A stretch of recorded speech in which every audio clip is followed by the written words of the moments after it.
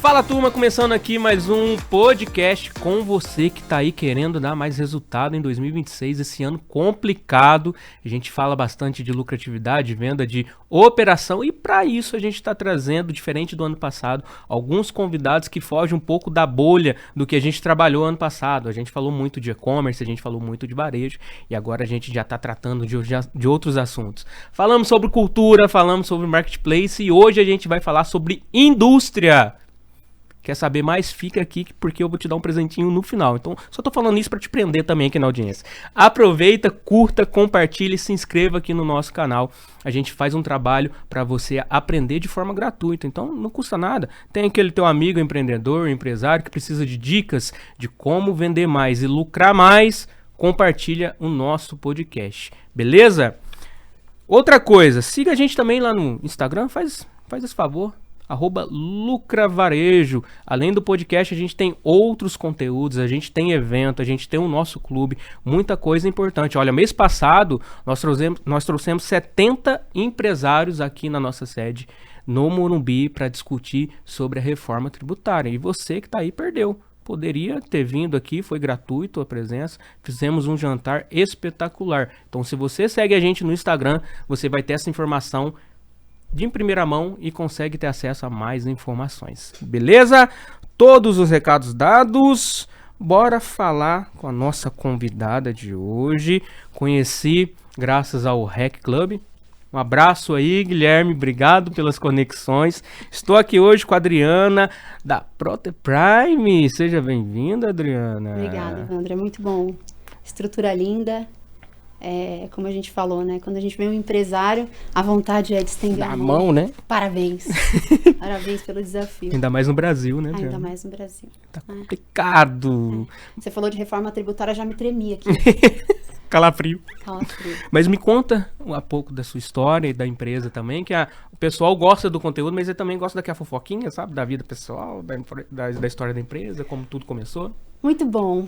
Eu sou a Adriana Studilo, né, hoje à frente da Prime Protection, que abrasileirado, ficou Proteprime. Legal. E nós somos uma indústria de embalagem plástica que protege, né, o produto do cliente. E nós estamos há bastante tempo no mercado. Eu venho de um processo sucessório. Eu digo que eu não sou herdeira, eu sou sucessora. É diferente. A gente decidiu alavancar o negócio dos meus pais, fazer diferente, fazer melhor, aproveitar toda a tradição deles, mas fazer algo diferente, né? Agregando os nossos valores, a nossa visão, né? A parte jovem, né? Enfim, a gente hoje toca a empresa, somos em 4 sócios, onde eu quero honrá-los porque são da minha família, então uma empresa familiar. Legal. Então são 2 cases de sucesso, né? A família unida e a gente mantém isso. Esse é o nosso primeiro alvo, manter a família unida. Então nossas reuniões, não que seja tudo perfeito, não é? Não tem como, né? Temos ali as nossas incompatibilidades também, mas manter a família e mantermos unidos e falarmos o que um ou outro tem de mais de potência, né? Isso é um desafio pra gente e a gente se desafia, mas também a gente impulsiona um ao outro e eu acho isso tão legal. Pra mim só faz sentido ter uma empresa familiar quando a empresa trabalha pra família e não a gente abre mão da família por causa do negócio. Que, aliás, é o dilema do Hack Club, né? O lema deles é esse, né? A família. Né? Construir a empresa sem destruir a família. E na verdade, eu acredito que, bom, a maioria das empresas são familiares, né? A gente tem isso por histórico. Mas quantas empresas de amigos meus ou de conhecidos eu vi que acabaram com a família? E isso parece tão normal, assim, ou melhor, tão comum. Normal nunca vai ser. Mas justamente por isso, porque você tem suas prioridades. E parece que tem que ser um ou outro, e não é, né? Pode ser os dois. Só que demanda ali um esforço, um alinhamento, assim como tudo. Sim. Se você não cuidar do teu financeiro, não vai dar certo. Se você não analisar um imposto, não vai dar certo. Então eu preciso mapear o que dentro da minha família o negócio está impedindo de ter um bom relacionamento e curar, e sentar numa mesa e conversar. Será não? Eu acredito que os principais motivos de uma empresa familiar não dar certo é o ego. Assim como tudo, né? Tudo. O ego atrapalha muito, né? Tudo. É por isso que eu digo que se a gente souber lidar com o emocional, lidar com o ego, a gente cresce. O resultado é o mesmo.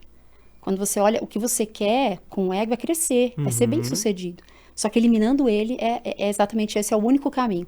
Quando a gente elimina o ego, então nossa empresa, né, a Proteprime, ela tem isso. Eu costumo falar que a gente ali anseia e deseja por virtude. Então, os nossos funcionários, o nosso endomarketing, a nossa venda, a nossa compra, ela exala virtude. O que a gente quer é mostrar um jeito diferente de fazer as coisas. Dá para ter empresa com família, dá para ter empresa sendo honesto e fazendo as coisas conforme tem que ser. Eu não preciso de atalho, eu não preciso de subterfúgios, porque dá para fazer, é mais difícil. Sim. Mas como é melhor quando a gente termina o dia e você tem uma família que te admira porque você foi lá e se esforçou pelo certo. E isso espelha para a empresa toda, funcionários? Para a empresa toda. Legal. Precisa ser. Porque aí a gente tem 90 pessoas respirando o mesmo ar. E aí a família delas também muda. E aí você tem ali um ecossistema de virtude sendo difundido. Então, assim, a Proteprime, para nós, ela é apaixonante. Né? Não é só uma indústria. Ela é uma indústria que tem por trás ali o lucro, mas tem a virtude nossa primeiro, como família, e tem os demais. Então, assim, claro, tem muita coisa que a gente precisa melhorar, né? Aliás, todos os dias, Todo né? dia. Eu mudo de opinião todo dia. Hoje eu sei que eu posso fazer melhor que eu fiz ontem. Eu falei, puxa, perdi um dia, né? Podia ter feito melhor. Mas o fato é que é sobre isso, é sobre ter um propósito certo e lutar por isso. E isso tem longevidade. Na própria pandemia a gente viu isso. Tanta coisa, tanto ego, e aí, de repente, todo mundo parou, não podia se tocar, não podia se abraçar, não podia visitar, e aí se deu conta de que família é importante, se deu conta de que pessoas é importante. Aí acabou a pandemia, a correria começou de novo, e tudo voltou a ser como era ou até pior. Quem aprendeu, aprendeu. Quem aprendeu, aprendeu. Quem não aprendeu, vai aprender de uma forma muito mais difícil. Quem talvez, não aprendeu, vai aprender se eu e você formos referência. Muito isso, boa. né? Hoje, na empresa, Adriana, quais são o tipo de cliente que vocês atendem?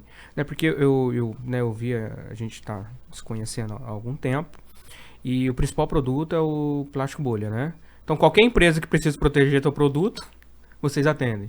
Ou vocês trabalham um SP ideal, assim? Falando de produto, o nosso core é o plástico bolha. Né? Então, todo produto que precisa de uma... é contra impacto, né? Então, o bolha é um sistema de amortecimento. Então, você tem um produto, então ele protege contra a quebra, contra o risco. É diferente de um filme, né? De uma embalagem lisa.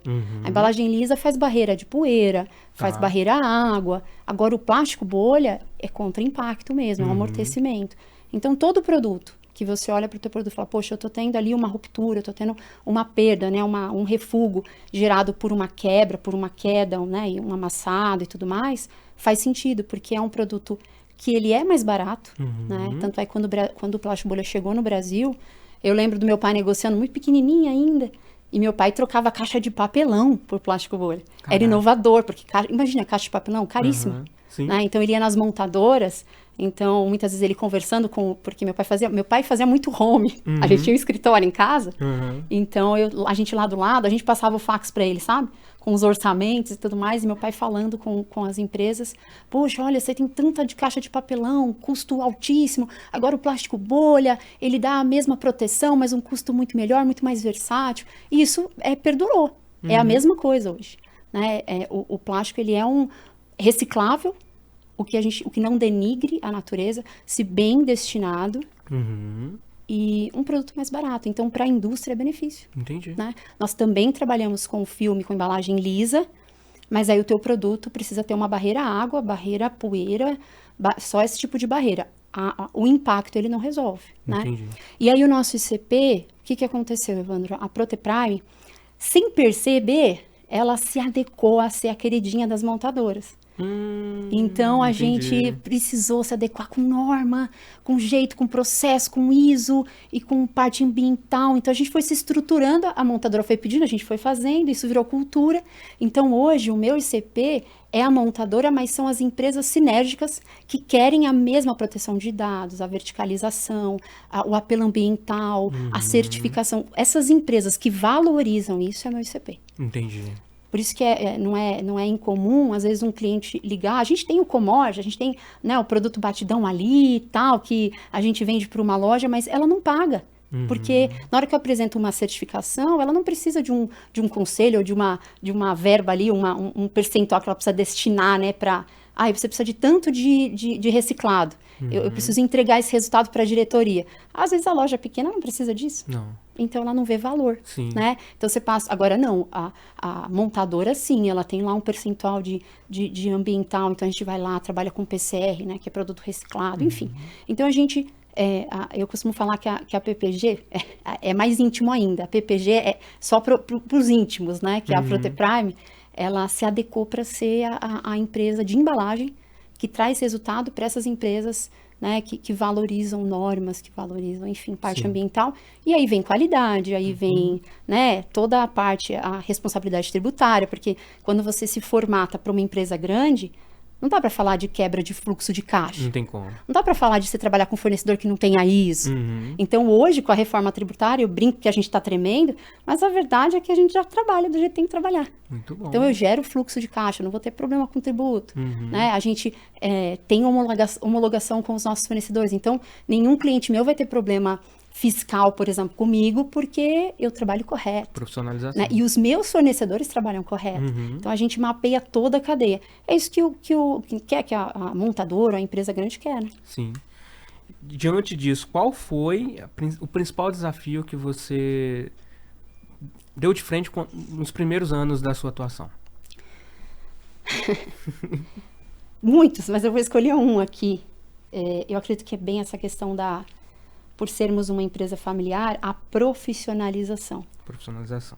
Porque, a grande maioria das indústrias são familiares, então eu tenho certeza que quem ouvir a gente vai dizer, é isso. Estou me familiarizando com o que você está dizendo.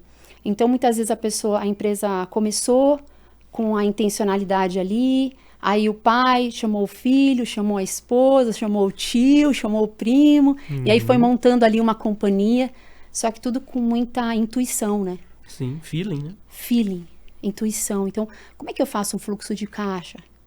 Como é que eu alinho o resultado da empresa? Como é que eu vendo? Como é que eu compro? Como é que eu produzo? Então, peraí, deixa eu ver. Para produzir bem é só colocar aqui e ali e entregar. E não é isso. Sim. A gente sabe que não é isso. A gente sabe que a concorrência está cada vez mais exigente, maior, né? E o nosso cliente cada vez mais exigente. Então, a gente precisa profissionalizar. Então, eu tenho técnica para comprar. Eu tenho que pensar em prazo. Eu tenho que pensar no prazo de venda. Eu tenho que pensar na narrativa que eu vou vender. Agora, eu tenho que olhar para o cliente e ver o que o cliente precisa, sem nem que ele peça. E aí, eu penso em marketing, aí eu penso em produção, aí eu penso, peraí, mas essa máquina está parada? Não podia ficar parada, porque eu estou pagando por essa hora parada. Então, não é instinto. Então, o meu maior desafio, o nosso maior desafio, foi defender, levantar essa bandeira de dizer, existe ciência para tudo, existe método para tudo, existe ferramenta para tudo. Não dá para ser no feeling. Então, a gente tinha as reuniões e às vezes não era incomum a gente chegar assim, eu faço assim, mas por que você faz assim? Porque sempre foi. Porque não é? E aí você chega com uma literatura de pessoas que já construíram mais que você e fala, não, existe um DRE gerencial. Você precisa analisar faturamento, receita líquida, margem bruta, enfim, tem todo um arsenal de ferramentas indicadores que vão indicar se você está indo no caminho certo ou não, né? Um indicador que eu sei que todos os empreendedores já nasceram sabendo que é olhar o dinheiro no banco, né? Isso não mudou, isso é verdade. Isso não mudou. O caixa, o fluxo de caixa é rei mesmo. Ele que manda e ele que vai dizer se está indo bem ou não. Só que se não estiver indo bem, e aí? O que faz? O que faz? Você desespera, fecha, desiste? Não. Então você tem uma série de ferramentas que você pode recorrer para entender. Essa ruptura no caixa foi o quê? Um estoque? Foi um prazo errado? Foi uma precificação errada? Foi uma produção ineficiente lá embaixo? O que é? E com isso vai montando um playbook, né? De todo o processo. E seu planejamento estratégico. Afinal de contas, o que é importante para nós aqui? Como, por exemplo, o ICP que você me perguntou, não é assim de um dia para a noite. Peraí, deixa eu entender qual é o meu valor. Deixa eu olhar para dentro de casa, deixa eu ver que ao longo do tempo o que eu fiz certo e como eu fiz e quem realmente quer essa minha solução, porque o revendedor pequeno, essa solução que eu me tornei, para ele não é solução. mas para a montadora. Uhum. É o que ele sempre quis. Para indústria grande. Indústria grande. Ligar para uma empresa de embalagem e falar, oi, tudo bem? Eu só quero essa embalagem nesse tamanho. Ou então nem isso. Esse daqui é meu produto. Vai meu técnico até lá, analisa a operação, analisa o formato, se é com liner, sem liner, se é saco, se não é. Ele faz toda a análise da operação, fala melhor. Você precisa de PCR, de reciclado? A gente fornece. Não precisa? Vai no Prime mesmo. Então, aí você chega e entrega a solução para o cliente, tá aqui toda a documentação em menos de 24 horas. Você tem parte ambiental? Tenho. Tem logística reversa? Tenho. É o que ele precisa. Ele não precisa nem me explicar o que ele quer, eu já sei. Então, só que para isso, pra gente olhar para dentro de casa e falar, isso é um valor. Sim, isso certeza, é um valor. Então, eu posso muito bem pegar e repassar o custo disso para o meu cliente. Eu não preciso falir. Eu não preciso pegar e eu pagar por isso, porque isso é valor para alguém. O cliente certo, ele vai dar valor e vai pagar. Exatamente. Agora, se você está entregando isso para alguém que não valoriza... Não adianta. Não adianta. Não, e é engraçado, a gente... Com certeza você já passou por isso, a gente passa. Tem algum momento na empresa que a gente quer atender, né? Quer vender.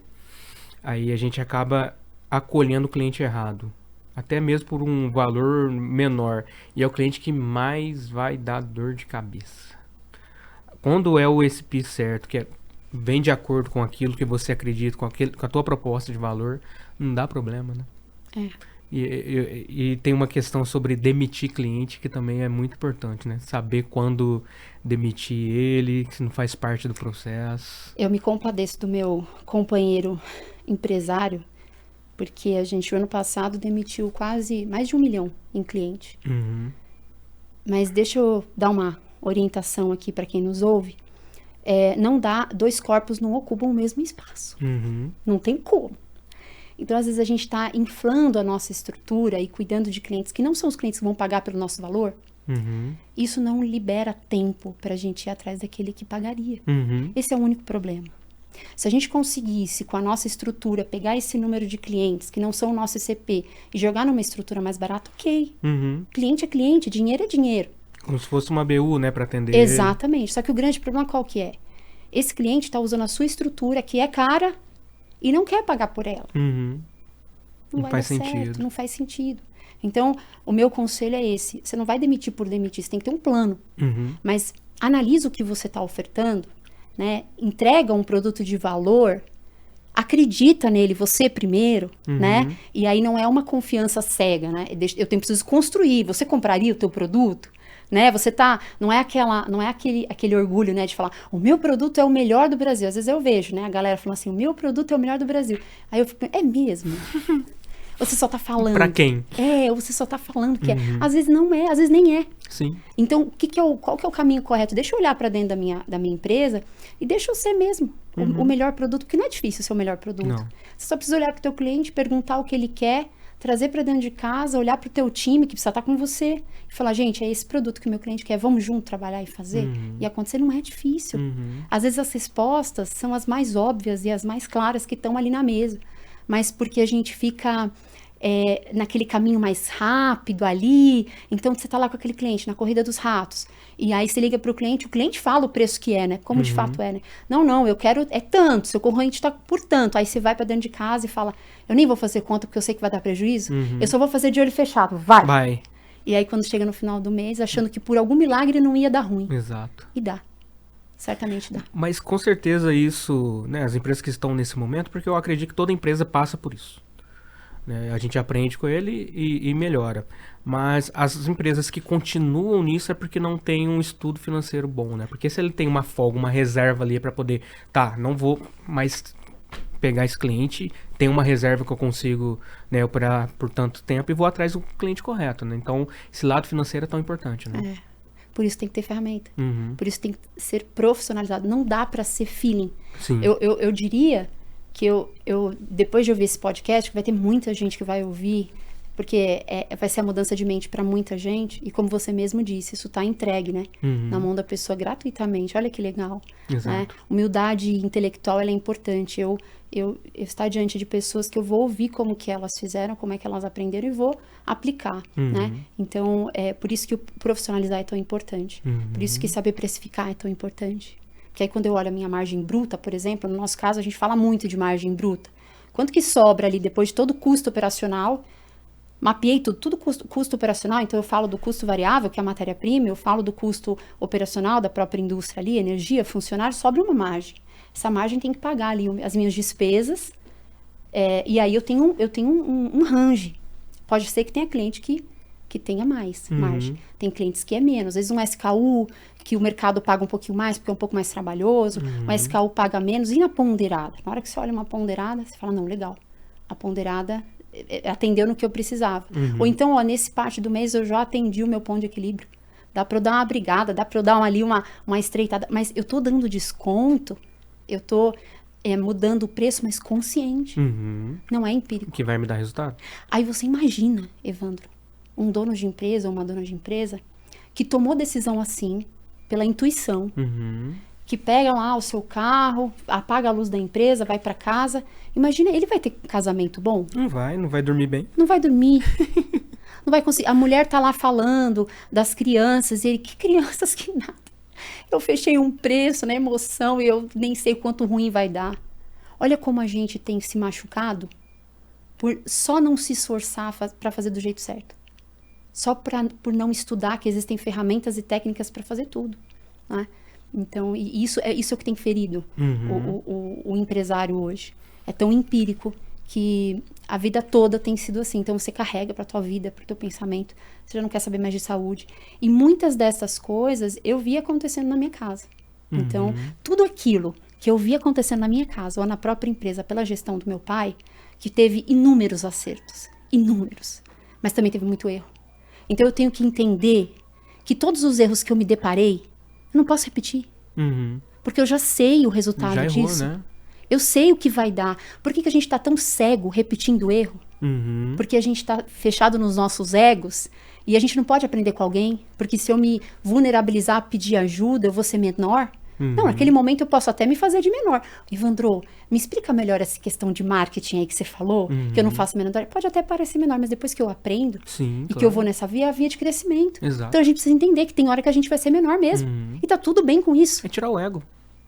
E uma hora eu vou ser grande, porque eu preciso sair do 0 pro 100, ou alguém chega no 100 do nada. Não tem como, né? Tem que passar pelo 0. Se chegar no 100 do nada, fez alguma coisa não, aí. Não tem como, porque até o dia 1 você precisou ir pro 0. Exato. Só que as pessoas querem esconder, ou não querem mostrar que estão crescendo, porque parece que é menos, e não é. Não é, é uma trajetória. Você não pode se contentar a ficar no 0. Exato. É sobre isso. Então todo dia é diferente. Para o dono de indústria que está assistindo a gente, Adriana, qual o principal erro que faz uma indústria perder dinheiro sem ver, sem perceber?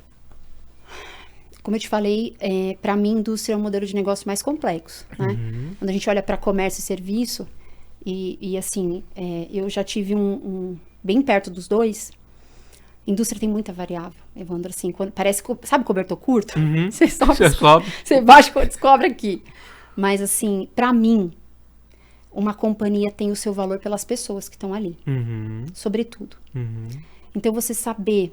e aí, eu converso com um empresário ou outro e falo, poxa, Adriana, a gente não tem caixa para contratar pessoas competentes. Eu não tenho como virar para um head de vendas, por exemplo, e pagar um valor X, então eu tenho que contratar uma pessoa recém-formada ou que começou agora. O que eu aprendi? Que todo investimento em pessoas, ele tem que estar ligado ao ganho de capital com essa pessoa. E como é que você faz para dar certo? É exatamente assim. Você analisa dentro da tua empresa o que falta. Qual é o know-how que falta para alavancar? Detectou. Aí você vai achar a senioridade no mercado. Ou seja, no mercado, quem é que tem isso que eu preciso? Aí você vai olhar essa senioridade. Poxa, essa pessoa custa X no mercado. Porque existe isso. Existe, as pessoas valoram ali um profissional com essa senioridade custa tanto. Aí você fala assim, uau, isso é muito para minha empresa. Mas aí você analisa o ganho de capital. Exato. Dizendo assim, essa pessoa precisa me trazer isso. Vai me entregar esse indicador, isso. Eu vou trazer, vou fazer o melhor onboard que existe. Eu vou explicar para ela, vou dizer onde eu tenho que estar, o meu planejamento estratégico, o meu plano diretor. Eu vou inserir ela na minha cultura e ela vai me trazer esse incremento de faturamento. Aí na hora que ela me trouxer esse incremento de faturamento, esse valor que eu investi vai estar absorvido ali. Qual que é o grande problema? As pessoas não têm essa visão. e não tem esse dinheiro para investir, sobretudo em vendas, né? Vendas a gente contrata para depois ganhar. Tudo bem, operação você primeiro tem ali o valor, depois você contrata pessoas para operar. Então entrou o pedido, aí você contrata para produzir. Sim. Agora vendas, você primeiro contrata para ir atrás do número. Você investe primeiro. Quem é que vai correr atrás das suas vendas se você tiver um departamento de vendas mirrado? Você precisa contratar. Aí agora que vem a bola da vez. Se eu contrato essa pessoa e eu não sei para onde ela deve ir, aí o seu investimento vai pro lixo.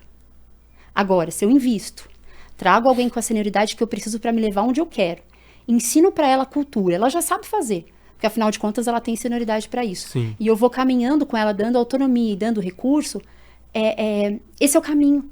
Agora, eu não contrato às vezes uma pessoa júnior, ela não sabe como fazer, nem eu. E fica nós dois lá brigando. Você não sabe, eu não sei, aí fica aquela guerra, não chegamos a lugar nenhum, incremento de faturamento não acontece, e a gente fica ali anos dizendo, pô, mas eu não tenho dinheiro. Então, você não tem dinheiro porque você não contratou certo, por isso que você não tem. Gostei muito dessa resposta, Adriano, porque eu não esperava que você traria a questão de pessoas, porque é justamente um indicador invisível nas operações, né? Ainda mais quando a gente fala sobre ganho, sobre venda, querendo ou não. Olhando para o setor de venda é bem claro, né? Mas isso também tem a ver com produtividade, né? Quanto mais produtivo é um funcionário, né? Um colaborador, mais vai te dar margem, enfim. E é um dinheiro que muitas empresas perdem sem perceber. E fica essa guerra, né? Caraca, gostei demais. Falando em indicadores, hoje, quais os principais indicadores que você olha na tua empresa, Adriana, e você percebe que são elas as responsáveis pelo sucesso que você tem? Um conceito muito importante também, Evandra, que é assim. Hoje o fator tempo é muito determinante, né? E eu tenho sentido que as pessoas, elas deixam tudo muito complexo e aí é inoperante. Porque é tudo muito complexo, muito indicador, muita reunião. Muita coisa. E aí não faz nem uma coisa nem outra. Então, o que eu acredito que seja interessante para o dono de indústria? É ele focar em indicadores que possam fazer você garimpar outras respostas. Eu explico. Por exemplo, quando a gente fala de faturamento e margem. Faturamento tá ligado a ponto de equilíbrio. Você tem um custo ali operacional, você tem um custo fixo que precisa ser coberto. Ele vai ser coberto de acordo com a margem que você colocou no faturamento. Então, saber o faturamento, que é o teu ponto de equilíbrio, é importante. Então, você sabe, até aqui, menos que isso, não dá. Tô morto. Mais que isso, a coisa já começa a mudar. E a margem é porque não adianta eu ter um faturamento altíssimo, mas ainda com prejuízo. A forca vai ser mais rápida.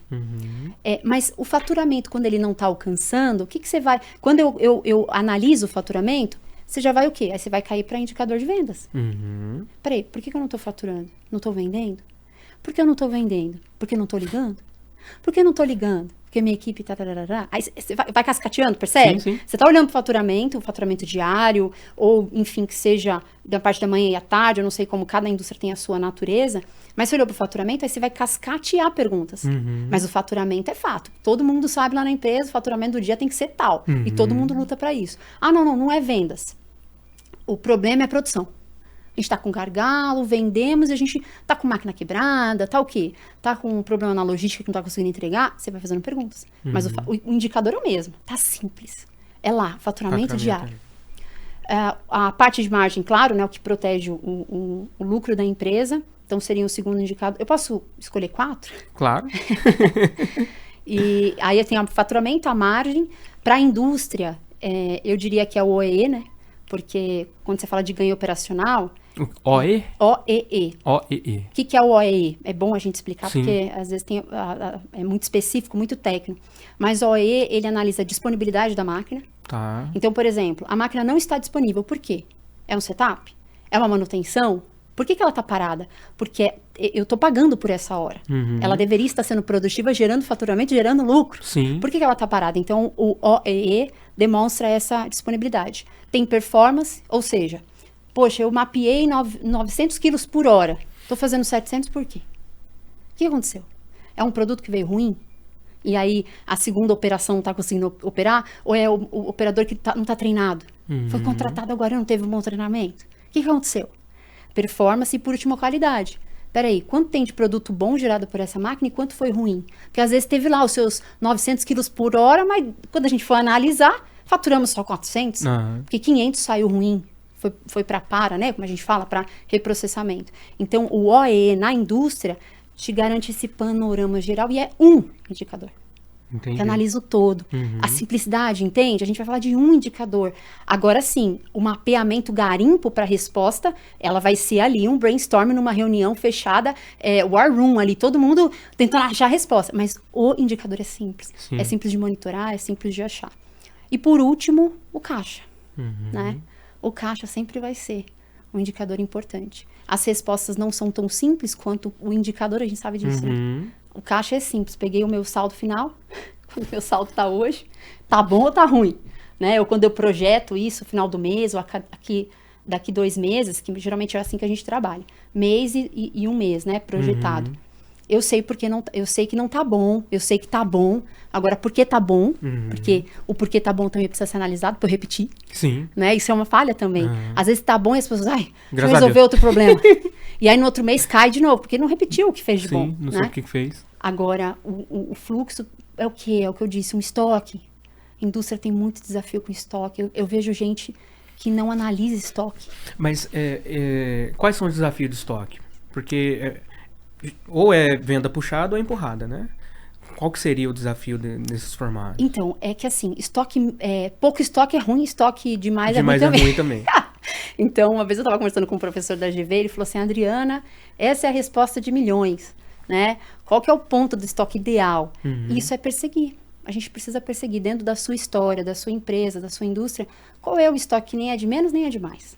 Porque estoque demais é o seu dinheiro que está empatado. Você está com patrimônio ali imobilizado e você não faz nada com ele, a não ser que você venda. E aí o que acontece com muitos empresários lotou de estoque, agora precisa de caixa, então eu pego e aí eu vendo com uma margem baixíssima. Acontece muito isso. Mas por que gerou esse estoque? Qual foi a estratégia em cima desse estoque? Eu tinha uma estratégia de um produto que eu encontrei, que foi hypou na internet, eu queria vender e não deu certo. O que aconteceu? Eu mapeei antes. Né? E estoque de menos, você tem demanda reprimida. Tá. Então, às vezes, chega um pedido, você não tem matéria-prima, aí você vai para o mercado, principalmente agora com essa... Não sei se você ficou sabendo. O negócio da guerra, né? Eu costumo falar que não importa o que aconteça nesse mundo, tudo acaba no plástico. Tudo interfere no plástico. Quantos por cento que aumentou? Nossa, 60%, 70%. Nossa, é muita coisa. Muita coisa. E dá para passar para o mercado mesmo? Assim, a gente fez muita ponderada, né? Então, a gente tinha estoque, a gente não repassou tudo, a gente fez ali um preço médio, mas tem uma hora que você não tem como, né? Não tem como. E assim, a questão é que todo mundo paga por isso, né?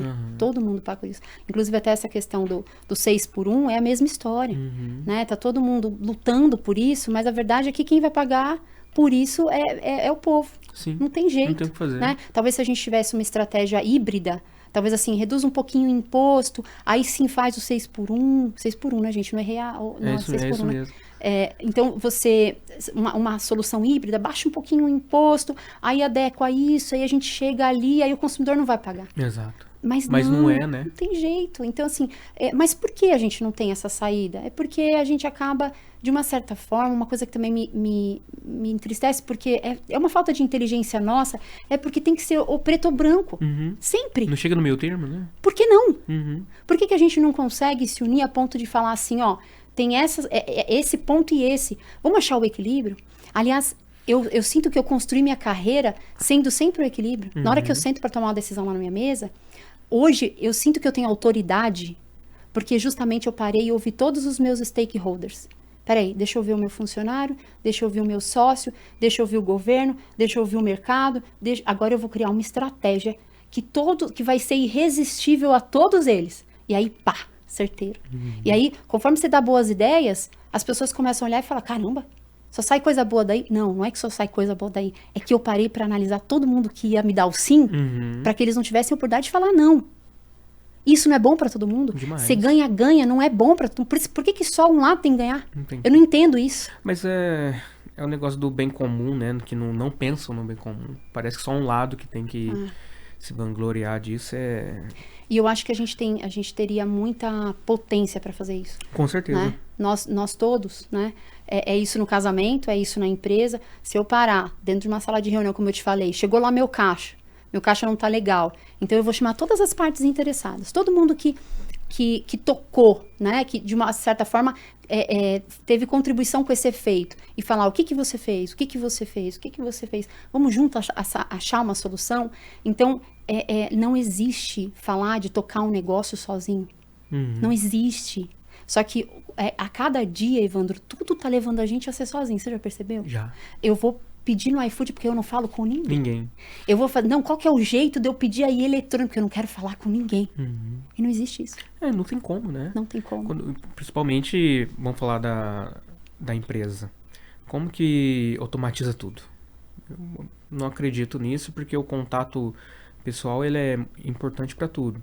Então, vou dar um exemplo. Hoje, quando você vai contratar, Adriana, você já me falou da empresa, já me falou de a visão, já me mostrou o que é importante, da sua qualidade para poder com que tudo isso se encaixe com o teu ICP, né? E ele compra, né? Enfim, e te traga esse resultado. Na hora de você olhar para um colaborador, o que você procura? E a resposta talvez mais assertiva era só técnica, né? Então você vai contratar alguém para estar à frente de vendas, então você precisa ter alguém lá que entenda de CAC, de LTV, de ciclo de vendas, de pitch, de narrativa, de playbook. Mas o técnico não é básico? Então, mas aí respondendo a tua pergunta, né? A técnica ela é muito importante, mas ela é fácil de aprender. Exato. Se a pessoa ela tiver 3 coisas que para mim são essenciais. A primeira é a humildade para aprender. Não existe jeito de você encher um balde cheio. Você não põe nada dentro de algo que já está preenchido. Não dá. Então, às vezes, a gente chega para conversar com algum candidato e ele já sabe tudo, e ele já entende tudo e não tem espaço para aprender. Agora, aquele que tem humildade para aprender, tem realmente um coração ensinável, esse aprende qualquer coisa, principalmente hoje. Informação tão difundida, a gente nunca teve uma época onde... Com tanta informação, né? Grandes CEOs, caras assim, que venceram muito, abriram, né, a sua vida pessoal e profissional para ensinar.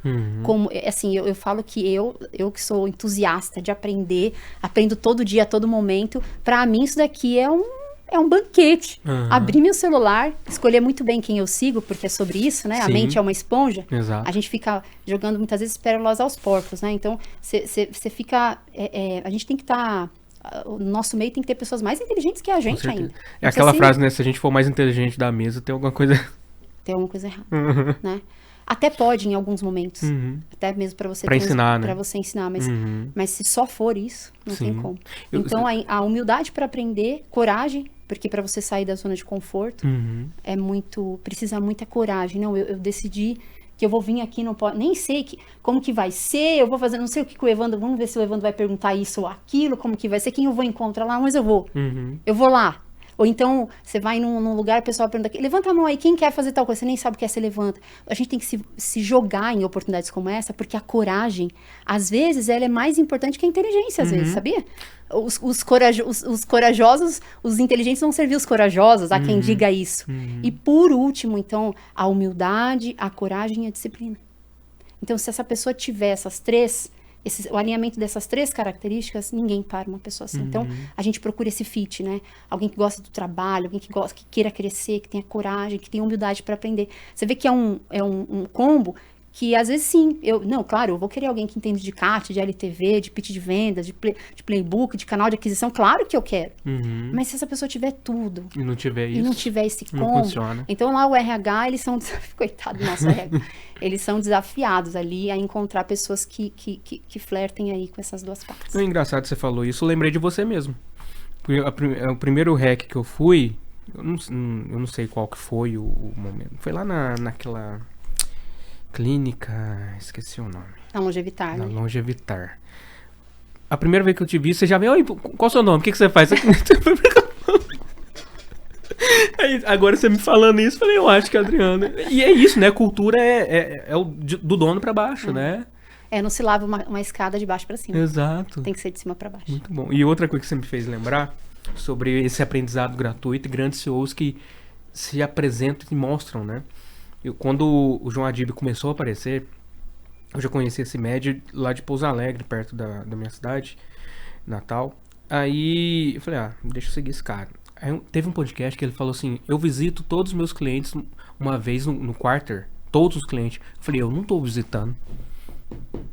Não, porque isso vai me garantir mais faturamento, maior ticket, maior LTV. Eu falei, caraca, sou o João Adib. Tá fazendo isso? Por que eu não tô fazendo? Eu comecei a aplicar isso. Mas é isso, né? Tem a informação, tem o aprendizado, mas se a gente não coloca em prática também... Então a gente tá com obesidade de informação, mas sem coragem para executar, né? Então hoje, nossa desculpa não é falta de informação, mas é falta de coragem mesmo para sair de uma reunião como essa. Você anotou algumas coisas, não tô anotando, mas assim, você já tá me falando algumas coisas, essa mesma, né? Porque quando você visita cliente, além de tudo, você pega como tá o comportamento do seu cliente. Exato. Como é que eu vou ajustar o meu pitch agora para falar o que esse cliente quer ouvir, para que eu seja atraente o suficiente para ele. Então isso é incrível, e às vezes é uma coisa óbvia. Sim, mas a gente não percebe por conta do dia a dia. E ele falou um negócio no final que é muito legal. Ele vai lá, visita, faz o relacionamento, como tem que fazer. Isso vai aumentar a comunicação com ele, com o cliente. Possivelmente vai sair dali com um ticket médio de um pedido maior, enfim. E no final ele pede uma indicação. É o combo completo. Agora você pedir uma indicação presencialmente, depois você passar um dia no teu cliente, eu falei, como que eu não pensei nisso? Como que eu não pensei nisso? Aí comecei a atuar dessa forma também. Mas é o dia a dia, né? Aprender e sair da caixinha. É humildade para aprender e para entender que alguém tem algo para te ensinar. Eu li um livro, só não me lembro o livro que é. Mas ele dizia exatamente, todo mundo tem algo para te ensinar. Sim. Então, se de um lado tiver bons professores, do outro, alunos que saibam aprender, porque isso é um ponto importante, tá? Se você sentar com pessoas ao teu redor, nem todo mundo sabe aprender. Não. Acho que é por isso que a escola é tão importante. A gente dá uma desmerecida, né? Vou aprender sobre a ameba, né? Sim. Eu vou usar, a menos que eu seja da área, tô aprendendo só se for pra xingar alguém, né? Não pode xingar o pessoal, gente. Mas a gente tá ali para aprender a aprender. Existe uma forma de aprender. Então, a forma de aprender é essa, escuta ativa, que é outro desafio da nossa geração. A gente tá aqui, mas a gente tá lá. Se bobear até em 2, 3 lugares diferentes, mas a gente tem não gente tá aqui. que já escuta pensando na resposta, né? Exato. Nem pegou a informação, não entendeu nada, só quer rebater. Só quer rebater, reativo, né? Então tem tantas coisas, se eu tiver a comunicação assertiva, se eu tiver a intencionalidade de estar ali, aprender tudo, eu tenho uma metodologia, né, pra aprender. Eu não sei nem se eu tenho espaço de falar isso, mas geralmente quando eu tô diante de uma pessoa, eu mapeio se essa pessoa ela é autoridade no que ela tá falando, né? Pra eu ficar um pouco mais... Confortável? Um pouco mais flexível, porque senão você fica muito assim, fechada, né? Porque como o cérebro é uma esponja, ele vai captar tudo que ele tá ouvindo. Sim. Então você precisa ser a maior guardiã do que tá entrando na sua mente. E eu tenho muita diligência para isso. Então eu posso estar em vários lugares, mas o que entra na minha mente passa por um crivo muito importante. Então eu tô aqui com você, deixa eu ver, você é autoridade, você tem as virtudes, o caráter, tal. Tá, então eu vou ali, 20% do que eu acredito eu vou tirar e eu vou receber de você. Mantenho meus 20 para proteção, mas eu tô recebendo de você. Recebendo. Tudo que você estiver falando para mim é verdade. Eu tô anotando, tô degustando aquilo. Aí depois que eu terminar tudo, eu vou experimentar tudo que você me falou. Ainda não é verdade pra mim. Ainda eu vou provar e ver se é bom. Testar. Eu vou testar. Então eu vou lá, testei, deu certo. Então a gente tá todo o tempo aproveitando as melhores ideias. Sim. Porque eu não tô reativa, eu não tô te bloqueando, eu tô 80% aderente ao que você tá falando, desde que você se tornou a autoridade que eu fiz o crivo, e aí eu tô vivendo aquilo. Então eu tô a toda hora aprendendo. Às vezes o Robson fala isso pra mim, ele fala, Adriana ouviu um negócio de manhã, quando eu menos esperei, à tarde ela já tava aplicando, né? Pra tudo, pra termo, pra conceito, pra estratégia. Eu tô sempre ligada pra entender o que aquilo pode trazer de benefício, não é? E pro contrário também é verdade. Eu não deixo que nada destrua o meu dia, por exemplo, assim, tudo tem que cooperar. Então mesmo uma notícia ruim, é uma notícia ruim? Peraí, o quanto isso colabora comigo? Sim. Porque eu nunca tô perdendo. Então, ou eu tô aprendendo, ou eu tô mudando um conceito, ou eu tô assumindo que realmente eu pisei na bola. Realmente, essa notícia veio, mas porque eu fiz coisa errada. Então, tá bom. Então, esse foi o último dia. Agora eu repagino a minha vida. Vou pedir desculpa e reparar quem eu fiz de errado, e eu mudo. Vida que segue. Né? Vida que segue. Que legal, Adriano. Gostamos bastante. E você falando isso, eu lembro de uma coisa que eu faço é o Evandro, né? O Evandro PF na hora do PJ. Tem uma coisa muito importante que quando eu vou falar com um possível cliente, que é a visão de negócio dele. A visão de futuro, principalmente. Porque, né, quando eu pego, vou assessorar na questão de marketing. Então, tá com problema de marketing. Eu tento entender o ponto de vista dele, o que ele quer para a empresa, e principalmente visão de obra, que para mim é muito importante. Sabe, a visão da casa pronta, só que para casa pronta você tem que construir. Aí você vai passar por tudo, né? Até chegar nos últimos processos de acabamento, isso leva um tempo. Aí quando eu vejo que geralmente, né, as empresas que não são o ICP da forma como a gente quer atender, e não tem essa visão de casa pronta, de obra pronta, não dá certo. Então eu sempre escuto, tá, beleza, eu acho que aqui a gente tá chegando no equilíbrio que vai dar certo. Porque se eu ofereço a minha solução para pessoa que não tem a visão daquilo que eu vou entregar, não vai dar certo. E ao mesmo tempo, eu acho que para o teu cenário também, né? Se você for atender, você falou, um cliente que não dá valor para o que você constrói, e eu acho que você isso tem na questão de escutar, né? De entender esse cliente, sabe que vai dar problema ou não. Né? Alinhamento de expectativa. Alinhamento de expectativa. Ainda para vocês de serviço é muito mais desafiador isso. É demais. Porque em alguns momentos, não em todos, mas existe aí algo abstrato no meio de tudo isso, né? No caso de indústria, basta eu entender qual é o produto do cliente, a proteção que ele precisa, o ganho de eficiência na operação, que isso é uma grande sacada. A gente desenvolveu um método lá na PPG que a embalagem não se torna um custo, ela é um investimento. E é isso que os clientes estão brilhando os olhos. Né? Queria até convidar quem está ouvindo e quer descobrir esse método, quer degustar esse método, tem que entrar em contato com a gente para descobrir. Porque eu não vou contar aqui também. Já deixa aí o Instagram da... Me ajuda, Ró. Proteprime. @. O nosso marketing não está aqui hoje, né? Para falar, mas a gente vai deixar Proteprime oficial, salvo engano. O Igor, deixa pra gente aqui o @, a gente passa depois. Sigam aí, turma. Tô vendo uns conteúdo bacana pra vocês lá. E se você quer proteger o seu produto... Então, essa é uma parte, né? De alinhamento de expectativa. Então, para a indústria é um pouco mais fácil, porque juntou o nosso know-how, não só de embalagem, como de gestão.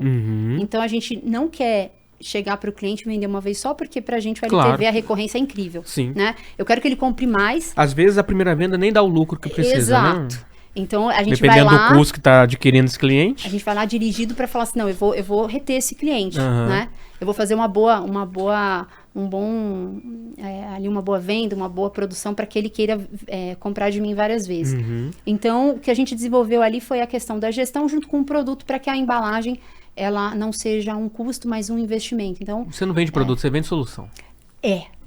Porque solução você mostra valor. E a gente juntou não só o valor da embalagem, porque ela pode ter, né? Então, eu estou evitando que a peça quebre, enfim, tudo aquilo que a gente falou no começo, mas a forma como essa embalagem ela entrega para o cliente. A gente teve um case que o cliente teve um payback, um ROI, assim, muito legal. Foi recente, inclusive. A gente tem vários, mas esse foi tão incrível que o cliente pegou, acho que 1 ou 2 funcionários da operação dele e realocou só por conta da embalagem. Aí, às vezes, você olha para a embalagem e fala assim, isso daqui é um custo. Se eu pudesse mandar 100, não, a Proteprime, ela mudou essa ideia. Então, depois desse merchan, vou voltar para a resposta. Agora, serviço não. Serviço é alinhamento total de expectativa. Então, quando o teu cliente não sabe onde ele quer chegar, como é que você... Vou saber. Como é que você vai calibrar o teu serviço para chegar num lugar onde ele não sabe? Exato. Porque ninguém vai saber. Ele tem que saber, porque ele é o dono do negócio. Porque para você determinar um lugar onde você chegar, é uma junção de estratégias para chegar num lugar determinado. Não dá para você adivinhar onde seu cliente quer chegar, ele precisa te dizer. Exato. Então, assim, às vezes, o teu trabalho é justamente esse, um alimento expectativa. Se o cliente não sabe qual é a obra pronta, você precisa avisar ele de que antes de tudo, a gente precisa disso, né? Por isso que é legal você ter parceiros aí de planejamento estratégico, você já... Com certeza. Já pluga aí no teu negócio, já oferta. Com certeza. Né? Mas, Adriana, você falou de uma coisa, né? Transformou o produto numa solução. Então, porque a gente vê muita embalagem como commodity, né? E quando a gente vê o produto como commodity, entre aspas, tem um preço, um valor abaixo do que talvez né, deveria ser dado para aquele produto. Como que vocês quebraram isso? É um conjunto. Uhum. Eu tô falando de CP ideal, Tá. que eu já te falei. Uhum. Então, eu tenho uma estrutura mais cara do que, às vezes, uma loja, um distribuidor que abriu ali o seu... Claro que dentro de um esforço também muito grande, mas para você manter um espaço ali de, sei lá, 3x3, só com a energia que não é nem trifásica, Sim. né? É diferente da minha, que tenho quase 100 funcionários, certificações aos montes, toda uma estrutura, não é, para garantir a qualidade que o meu cliente... Então, assim, isso é um valor. Sim. Isso eu consigo entregar para o meu cliente porque ele quer que eu entregue. A gente está falando de solução. Então, quando a gente oferta para o cliente uma embalagem, a gente olha o que o cliente realmente precisa.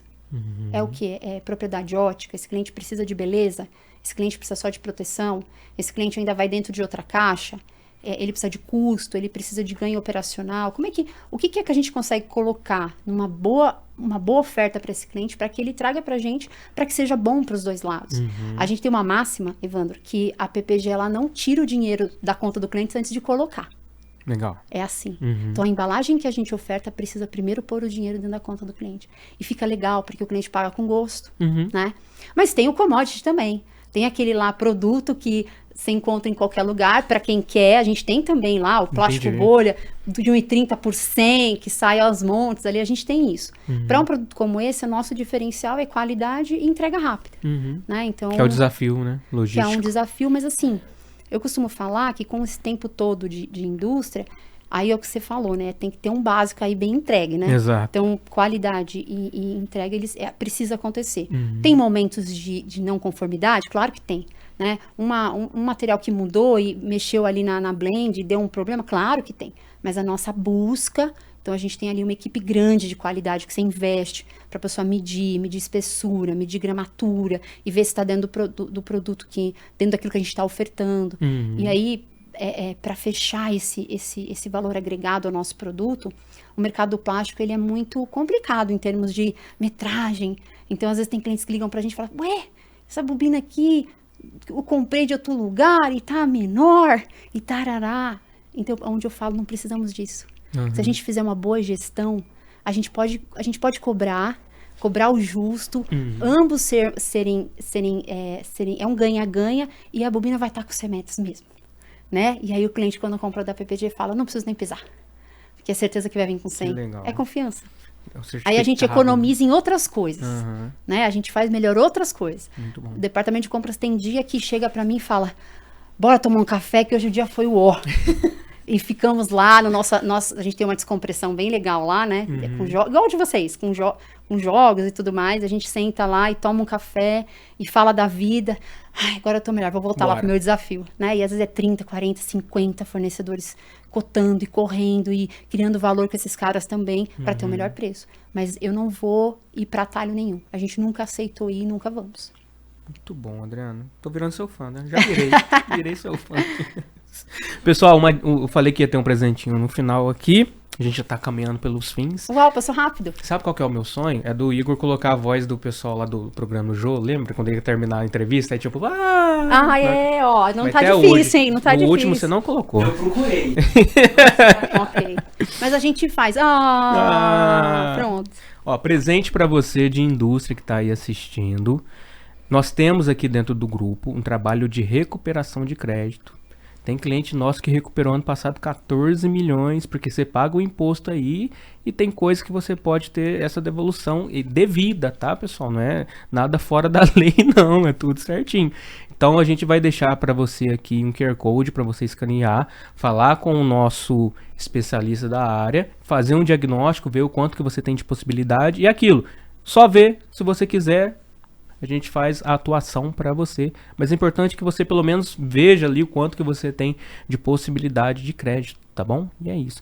Adriana, eu quero que você deixe aquela dica especial para os donos de indústria desse Brasil que precisam de um caminho para poder sair daquela inércia, sabe?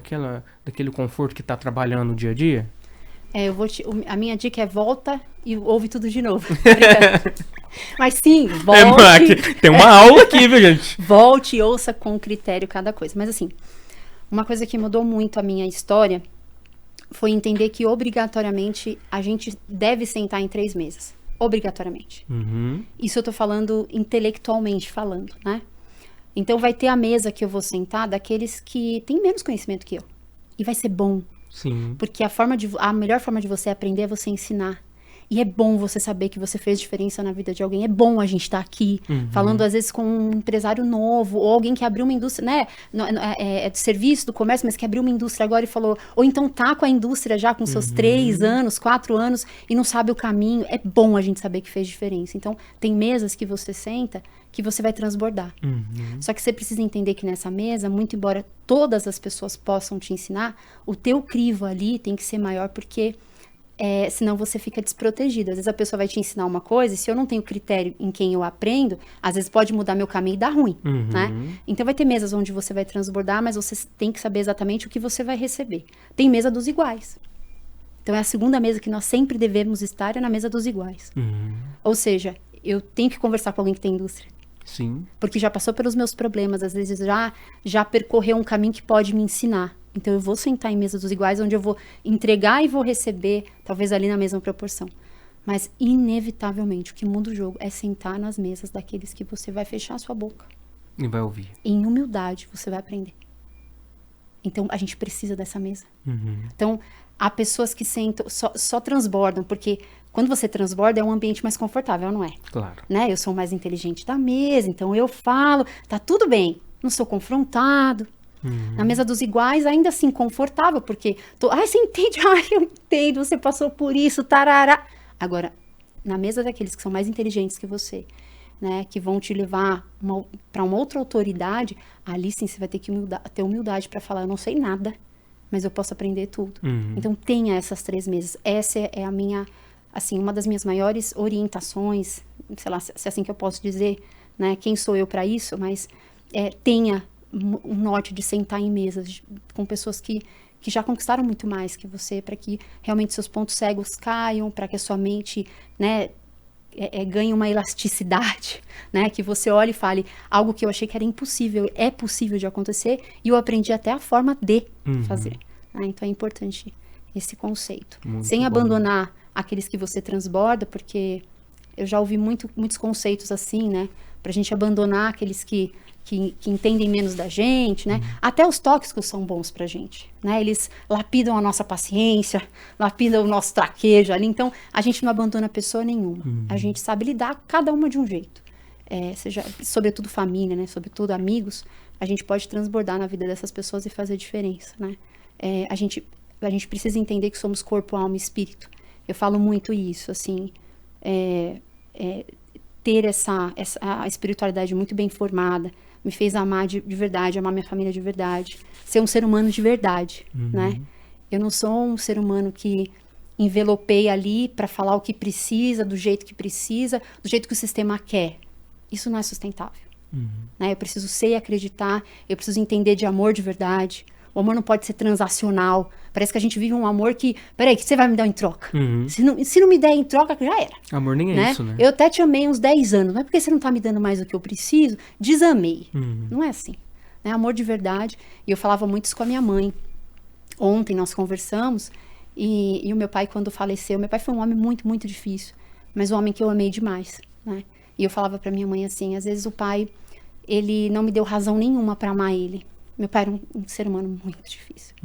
E aí, quando eu cheguei no leito de morte do meu pai, assim, eu fui a última vez, porque era pandemia, né? E eles fecharam o hospital. E eu falei pro meu pai assim, eu falei, o senhor me ensinou a amar quem não merecia ser amado. Eu entendi o que é amor de verdade, que não é troca. Eu decidi te amar, independente do que você fosse me entregar. Isso é amor de verdade. Então, esse alinhamento de corpo, alma e espírito, de saber aprender, de entender espiritualmente quem somos, e de cuidar da saúde, de entender, de ter humildade, tudo isso faz a vida gostosa, sabe? A vida não é só mais um dia. Por isso que eu disse pra você no começo, férias pra mim é legal, mas eu deixei a minha rotina tão gostosa que eu tava lá, mas eu não via a hora de voltar também. Né? Sobre isso, a gente fazer a nossa vida ser uma vida que a gente queira voltar no dia seguinte pra viver, né?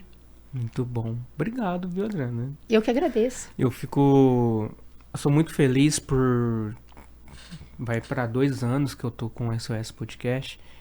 E é muito bom aprender. E a melhor forma que eu tô aprendendo é conversando aqui, é perguntando. E hoje você me ensinou muito.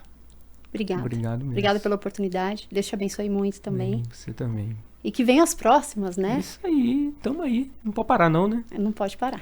Boa, pessoal. Se inscreva aqui, curta, compartilha, porque conteúdos assim você não vai encontrar em lugar nenhum. E isso aqui não é sobre marketing, tá bom? Um abraço, valeu!